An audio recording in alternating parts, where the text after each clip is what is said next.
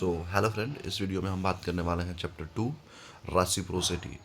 ठीक है, इस चैप्टर को मैंने पूरा नहीं पढ़ा, लेकिन जब अभी मैंने इसका 2/3 पार्ट पढ़ लिया है।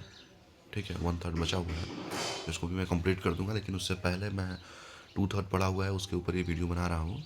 रेसिप्रोसिटी चैप्टर, ये बुक इन्फ्लुएंस का चैप्टर नंबर 2 है, एंड जो मेन रूल्स हैं उनमें से एक है रेसिप्रोसिटी में। ऑथर ये समझाने की कोशिश कर रहा है कि हम अगर किसी भी चीज़ को किसी को देते हैं, मान लो कि किसी को कोई गिफ्ट देते हैं, तो वो व्यक्ति खुद महसूस करता है इंडेप्टनेस। ठीक है, मतलब वो आपका एक तरह से कर्जदार जैसे महसूस करने लगता है, और वो आपका कर्ज उतारने के लिए कुछ करना चाहता है, वो भी आपके लिए। एग्जाम्पल के लिए एक एक कहानी ऑथर ने बताई है, मैं उसको बता रहा हूँ कि एक बार क्या होता है कि एक आदमी की गाड़ी ख़राब हो जाती है। ठीक है, तो उसको जो गाड़ी ख़राब हो जाती है, तब उसको एक लड़का मदद करता है उसकी गाड़ी को ठीक करने के लिए।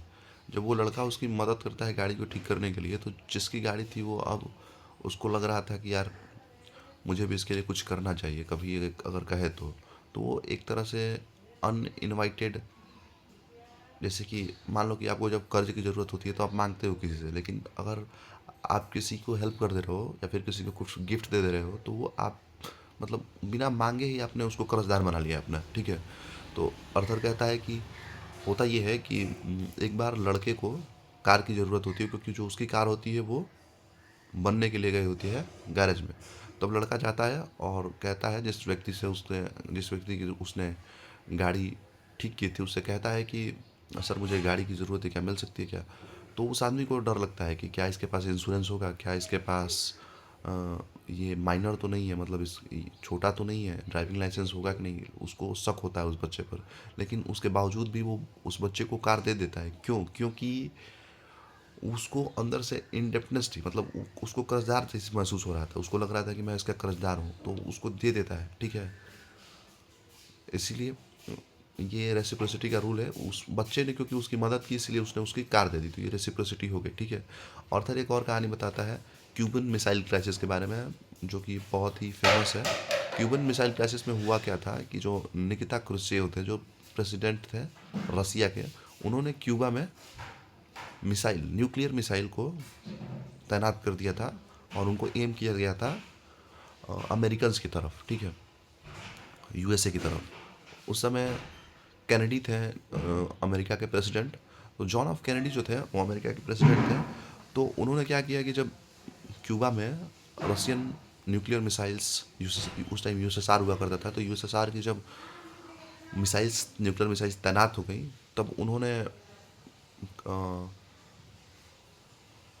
वो भड़क गए थे, कैनेडी भड़क गए, और उन्होंने कहा कि अगर इसको तुमने हटाया नहीं तो हम पूरे क्यूबा को घेर लेंगे अपनी मिलिट्री से। तब निकिता क्रुश्चेव ने कहा था उनसे, अगर तुम ऐसा करते हो, अगर तुम घेर लेते हो, तो हम इसको एज अ अग्रेशन लेंगे और हम अटैक कर देंगे, और कोई साधारण अटैक नहीं, न्यूक्लियर अटैक कर देंगे। ठीक है, उसके बाद कुछ दिन बाद ये होता है कि न्यूज़ आती है कि कैनेडी ने कुछ ऐसा नेगोशिएट किया कि निकिता क्रुश्चेव जो है वो अपनी मिसाइल्स वापस लेके चले गए। ऐसा ऐसा दिखाया गया अमेरिकी मीडिया में कि यूएसएसआर रसिया वाले डर गए, Nikita Khrushchev president of USSR डर गए। लेकिन हकीकत बैक स्टोरी ये है, जब बाद में जब डिक्लासिफाइड हुए डॉक्यूमेंट, तो पता चला कि कैनेडी ने उनसे वादा किया था निकिता क्रुश्चेव से कि मैं अपनी जुपिटर मिसाइल्स जो हैं वो इटली और तुर्की से वापस बुला लूँगा, और इसके रेसिप्रोसिटी में उन्होंने क्यूबा से अपने न्यूक्लियर मिसाइल्स को वापस बुलाया था, बल्कि वो डर के नहीं बुलाया था। ठीक है, तो यहाँ पर आप देख सकते हो कि पूरा का पूरा युद्ध टल गया रेसिप्रोसिटी की रूल की वजह से। ठीक है, तो रेसिप्रोसिटी का जो रूल है उसको ऑर्थर कहता है कि बहुत ही अंडर यूटिलाइज्ड है, इसको हम बहुत ज़्यादा यूटिलाइज कर सकते हैं। ऑर्थर एक कहानी बताता है कि अगर किसी व्यक्ति को एक पाँच पाँच अमेरिका में $5, अगर किसी को $5 का एक चेक दिया जाए, एक सर्वे, मान लो कि किसी को आपको उसको कुछ सर्वे कराना है। ठीक है, कुछ मेल में आपने भेजा कि ये सर्वे कंप्लीट कर दीजिए आप। तो उसने देखा कि जिन लोगों को सर्वे के साथ साथ $5 का एक गिफ्ट भेजा गया था, तो लोगों ने ज़्यादा सर्वे अटेंड किया। ठीक है, ज़्यादा सर्वे को किया, लेकिन अगर यही इस तरह से था कि आपको $50 मिलेंगे, लेकिन सर्वे कंप्लीट करने के बाद तो उसमें देखा गया कि लोगों ने उतना ज़्यादा रुचि नहीं दिखाई, बल्कि जब पहले वाले पे उनको गिफ्ट दिया गया तो वो उनको लगने लगा कि यार हम रेसिप्रोसिटी रूल काम में आ गया, और फिर उन्होंने सर्वे दिया। ठीक है, इस तरह से एक और कहानी ये है, बताया ऑर्थर ने कि एक बार क्या हुआ कि एक लोन कलेक्टर ऑफिसर थी, एक लेडी थी। तो एक आदमी था, वो लोन लेता था तो वो लोन का पेमेंट बहुत लेट करता था। ठीक है, तो वो क्या की कि उसने स्टार्ट कर दिया कि जब भी उसको एक इनवॉइस भेजती थी तो उसके साथ वो कुछ गिफ्ट भेज देती थी छोटा मोटा, जैसे कि कभी कैंडी भेज दिया, कभी चॉकलेट भेज दिया, कभी कुछ छोटा मोटा अच्छा सा गिफ्ट भेज दिया। तो वो ऐसा करती थी। उससे हुआ ये कि जो वो आदमी था उसके जो पेमेंट की जो डिले डेट थी वो आधा हो गई, और धीरे धीरे करके वो अच्छे से पेमेंट करने लगा। तो यहाँ पर भी रेसिप्रोसिटी रूल ऑर्थर बताता है कि काम कर रहा है। ठीक है, क्योंकि उसको इंडिपेंडेंस महसूस होने लगी और उसके वजह से उसने ऐसा करना स्टार्ट कर दिया। ऑर्थर बहुत सारी इस तरह से कहानियाँ बताता है जिसमें रेसिप्रोसिटी रूल का यूज़ किया जा सकता है। एक कहानी वो बताता है कि एक रेस्टोरेंट में अगर किसी भी बच्चे को एंट्री के टाइम पे एक बलून गिफ्ट कर दिया जाए, एक चॉकलेट गिफ्ट कर दिया जाए, तो उसमें जो कॉफ़ी की जो ऑर्डर थे वो बढ़ गए। ठीक है, बशर्ते कि गिफ्ट तब दिया गया जब लोग निकल करके जा रहे थे। ठीक है, इसको ठीक से समझते हैं एक बार। जैसे कि मान लो कि किसी रेस्टोरेंट में आप एंटर किए और वहीं पे आपके बच्चे को एक बलून दे दिया गया एज ए गिफ्ट, तो आपके चांसेस बहुत ज़्यादा है कि उस रेस्टोरेंट में जाके आप कुछ ऑर्डर करोगे। लेकिन मान लो कि आप किसी रेस्टोरेंट में गए और वहाँ पर जा करके कुछ खाया या फिर कुछ किया, उसके बाद से अगर आप निकल रहे हो और तब आपको गिफ्ट दिया गया, तब देखा गया कि वो उतना ज़्यादा इफेक्टिव नहीं है जितना कि फर्स्ट टाइम वाला इफेक्टिव है। ठीक है, तो ये भी एक कहानी है जिसमें ऑर्थर बताता है कि रेसिप्रोसिटी का जो रूल है वो काम करता है।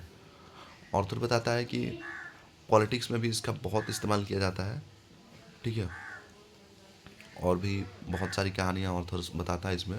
मेरे को लगता है कि मैंने आपको इस रूल को कुछ हद तक समझा दिया है, और कैसे आप इसको यूज़ करोगे ये आपको अब कुछ थोड़ा थोड़ा कभी कभी समझ में आएगा। एक कहानी और ये ऑर्थर बताता है कि एमवे नाम की एक कंपनी होती है, वो एक काम करती है कि वो एक बॉक्स नाम का स्कीम स्टार्ट करती है। उसमें वो करती है क्या है कि जो लोग होते हैं उनको अपने प्रोडक्ट देती है 72 आवर्स तक, डिटर्जेंट, चेयर, जो एसेंशियल प्रोडक्ट होते हैं उसके, वो देती है लोगों को, और 48 आवर्स से लेकर 72 आवर्स तक कहती है कि आप इनको फ्रीली यूज़ कर सकते हो। और इस तरह के प्रोग्राम में कोई भी पार्टिसिपेट करना चाहेगा तो लोग पार्टिसिपेट करते हैं, और उसके बाद से वो 72 पूरा प्रोडक्ट उनका ख़त्म नहीं हो सकता है 48 आवर में और 72 आवर में। तो वो क्या करते हैं कि फिर वो प्रोडक्ट लेते हैं और फिर वो किसी और को दे देते हैं, अगला उसका चेन चलता जाता है। इससे हुआ क्या कि एमवे में जो सेल्स ग्रोथ थी वो बहुत ज़्यादा बढ़ जाती है, क्योंकि फिर वहीं पर रेसिप्रोसिटी का रूल काम करने लगता है। ठीक है, कई बार कंपनीज कुछ नया प्रोडक्ट बनाती हैं तो वो आपको फ्री देती हैं, सैंपल देती हैं, गिफ्ट देती हैं।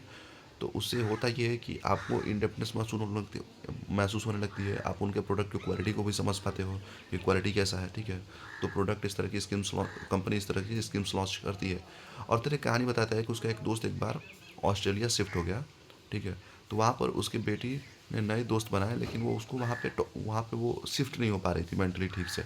मतलब वहाँ पे वो कंफर्टेबल नहीं हो पा रही थी। तो वो क्या करती थी कि जब भी कुछ स्केच, कुछ पेंटिंग बनाती थी तो वो लोगों को मेल बॉक्स में ले जाके एज ए गिफ्ट डाल देती थी। तो धीरे धीरे हुआ गया कि उसके पास बहुत ज़्यादा गिफ्ट आने लगे रिटर्न में। क्यों? क्योंकि उसने दिया था लोगों को, तो इसलिए उसको मिलने लगे। ठीक है, यहाँ पर भी रेसिप्रोसिटी रूल काम करती है। मिलते हैं आपसे अगले वीडियो में, तब तक के लिए जय हिंद, जय भारत, जय माँ भारती। मेरा नाम है रविराज यादव।